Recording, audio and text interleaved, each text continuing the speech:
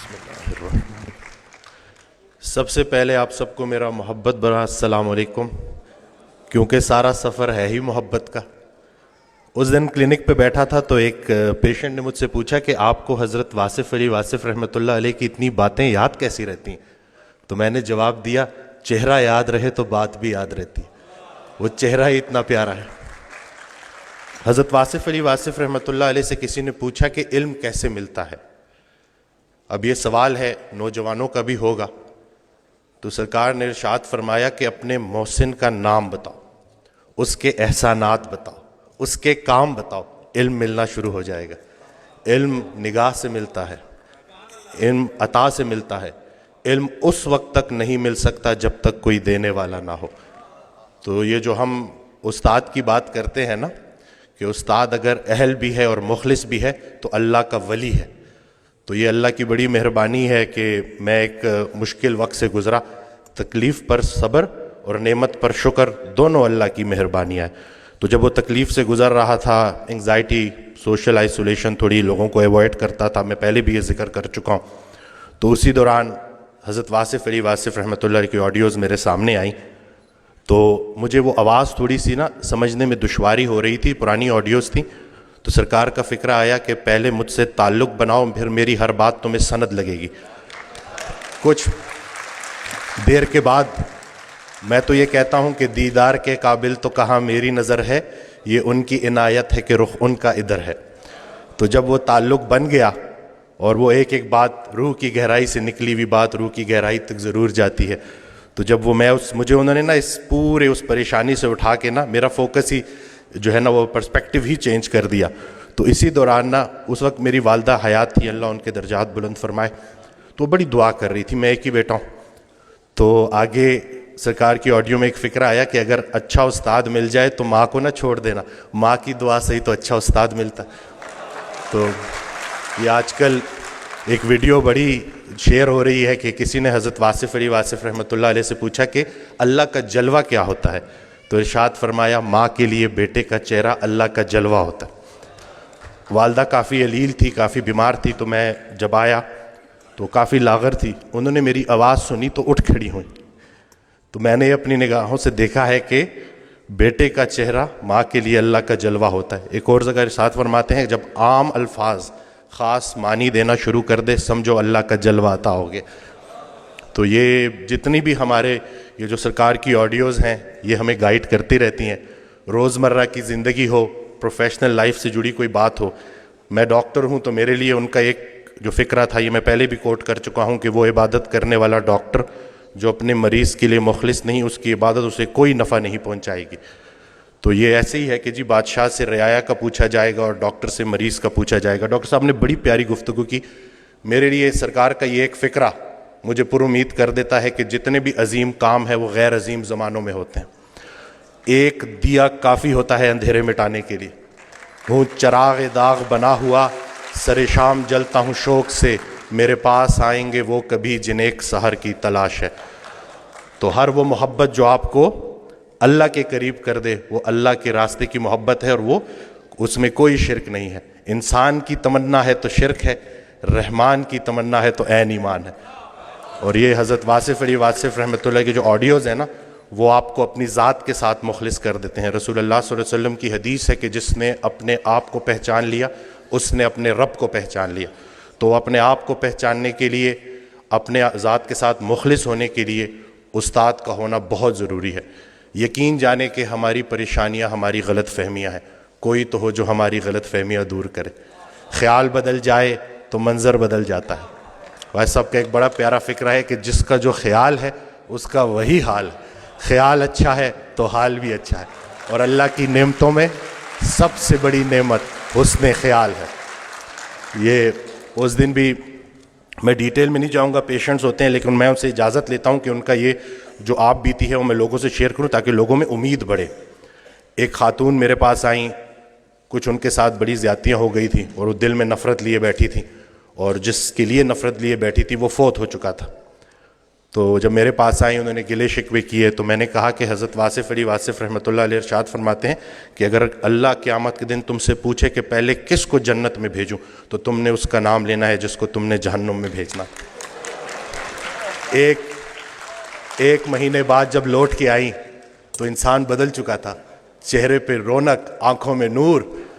تو مجھے کہتی ہیں کہ ڈاکٹر وسیم جب میں یہاں سے اٹھ کے گئی تو پہلے تو میں گھر کی طرف جا رہی تھی, مجھے آپ کی بات ہضم نہیں ہوئی, لیکن پھر میں نے گاڑی موڑی اور میں قبرستان چلی گئی اور میں اس کی قبر کے سامنے کھڑے ہو کے میں نے کہا کہ جو تو نے میرے ساتھ کیا معافی کے قابل نہیں ہے, لیکن جا تجھے اللہ کی رضا کے لیے معاف کرتی ہوں.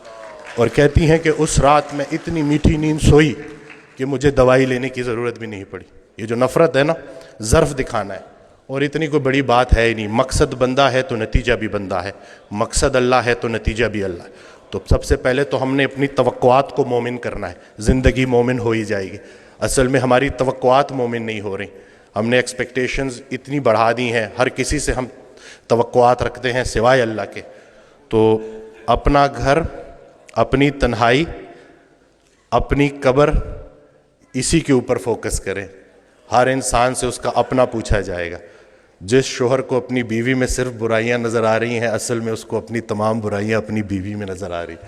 اچھے شوہر کو اپنی بیوی اچھی لگے گی, برے شوہر کو اپنی بیوی برے لگے گی. اب بتاؤ بیوی اچھی لگتی ہے یا بری لگتی ہے؟ یہ نہیں کہ سارا کا سارا فوکس ادھر کر دیا, جھگڑا ہی نہیں کرنے دیتے, سارے جھگڑے ہی ختم کر دیے الحمدللہ. جھگڑا جو ہے نا وہ دو بندوں کا نام ہے, صلح ایک بندے کا نام. ابھی ریسنٹلی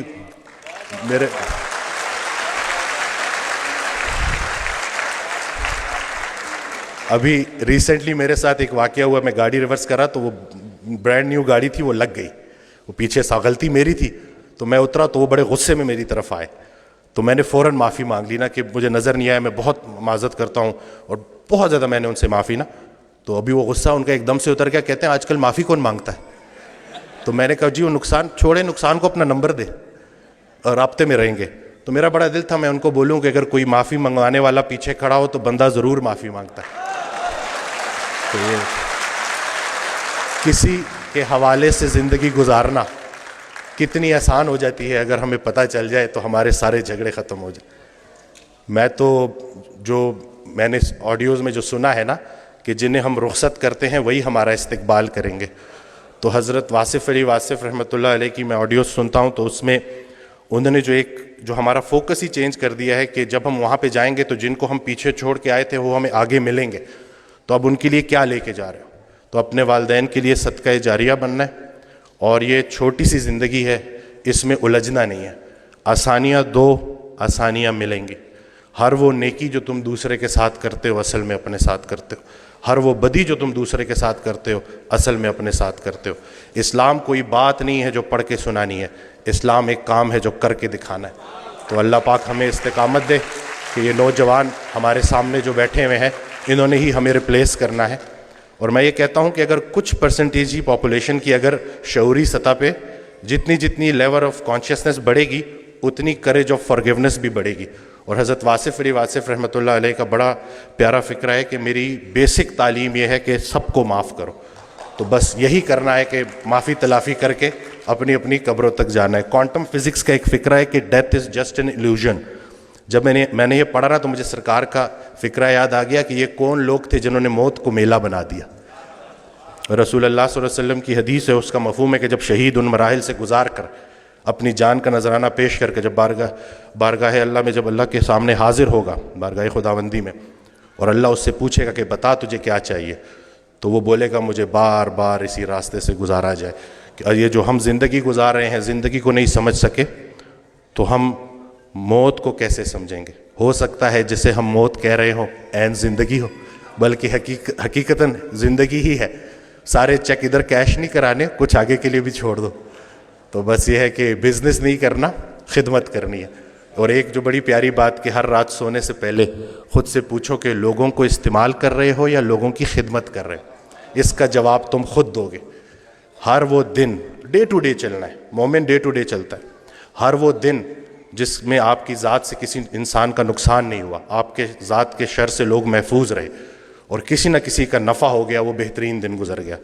یہ ان دو فکروں میں پورا اسلام سمجھایا گیا ہے. اگر لوگ سمجھیں, اگر آپ کی ذات بے ضرر ہو گئی تو آپ کے دین کی ابتدا ہو گئی, اور اگر آپ کی ذات سے لوگوں کا نفع ہو رہا ہے تو آپ کا دین مکمل ہو گیا. اسلام کچھ بھی نہیں ہے اخلاق محمدی صلی اللہ علیہ وآلہ وسلم. تو دعا یہی کرنی چاہیے کہ ہم اپنے ریئل کو اپنے آئیڈیل کے قریب کر دیں. ہم سب یہ دعا کرتے ہیں کہ مرتے وقت رسول اللہ صلی اللہ علیہ وسلم کا چہرہ مبارک ہمیں نظر آئے, ہم ان کا دیدار کریں. تو بس دیکھ لیں جی کہ کہیں ایسا نہ ہو کہ اس دن شرمندگی اٹھانی پڑے. تو کوئی ایک خوبی اپنے اندر ایسی پیدا کر لو جو آپ کو لگے کہ رسول پاک صلی اللہ علیہ وسلم کو اچھی لگے گی. کوئی ایک غلطی خامی اپنے اندر سے ایسے نکال دو جو آپ کو لگتا ہے رسول اللہ صلی اللہ علیہ وسلم کو ناپسند ہے. تو بس یہی چھوٹی سی زندگی ہے اور یہی کرنے والے کام ہیں, کر ڈالیں. اور اللہ کے راستے کا سفر تنہائی کا سفر نہیں ہے, سنگتوں کا سفر ہے.